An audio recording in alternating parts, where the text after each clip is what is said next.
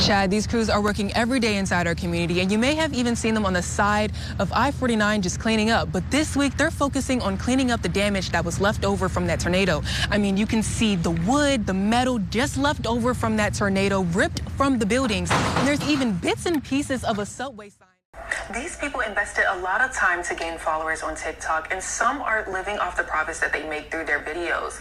But if the app does get banned, they tell me that it's going to affect their job of being a brand ambassador or a content creator. Lots of people are here at the Bentonville Square today. There's people walking around with their dogs, with their kids, or even sitting down on some benches. I spoke with a few black students on the campus at the University of Arkansas today, and one of them told me that the black community is still dealing with generational trauma. And although many are healing from it, witnessing police brutality is still keeping others up at night.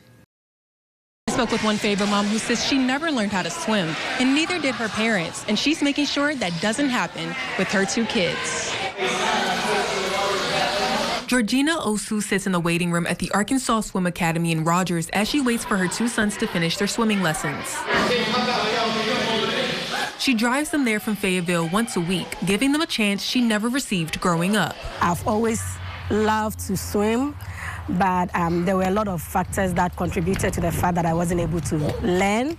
One, financially. Osu is not alone when it comes to not knowing how to swim. About 63% of black adults reported never taking a swimming lesson, and drowning death rates for black people were 28% higher in 2021 than 2019. That's according to the Centers for Disease Control and Prevention. There's lack of access to pools now, so imagine the lack of access when they were segregated. Fayetteville resident Phil Deffabaugh remembers when he wasn't allowed to come to the Wilson Park pool because of his skin color. It took a while before we had access to be able to swim the right way. He eventually learned because members of the Boys and Girls Club in Fayetteville wanted to help, and he's encouraging parents to make your kids learn how to swim at a young age. Because it's something that you'll need for the rest of your life. Black children from ages 10 to 14 years old drown in swimming pools at rates 7.6 times that of white children, according to National Center for Fatality Review and Prevention. If your parents do not know how to swim, if your caretaker doesn't know how to swim,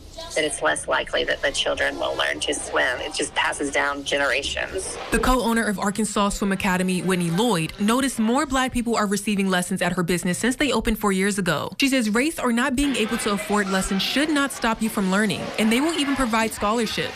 We took advantage of it as well because the 200 would have been very costly. Osu would love to eventually learn how to swim, but she says her children comes first. If there's another opportunity for adults like me, I will certainly take it. For tips on how to keep you and your kids safe while swimming this summer, head to our website. In Rogers, Cayla Cade, KNWA, Northwest Arkansas News. Before the Rogers tornado struck Memorial Day weekend, Water's Edge Counseling Services was a place full of positivity. We've heard a lot of laughter in here. We've heard a lot of playing in here. When Janine King and Terry Barton saw the aftermath of the tornado damage to their building, the emotions were much heavier. We were just working on adrenaline and just the shock of everything. It's hard to be here today to see such a beautiful environment. It's not the building, it was the environment that our clinicians offered to our community, a safe place for our community. The building in Rogers is torn apart. Wires are hanging from what's left of the ceiling, the front of the building and the roof are missing, and furniture and doors were thrown to the ground. We do have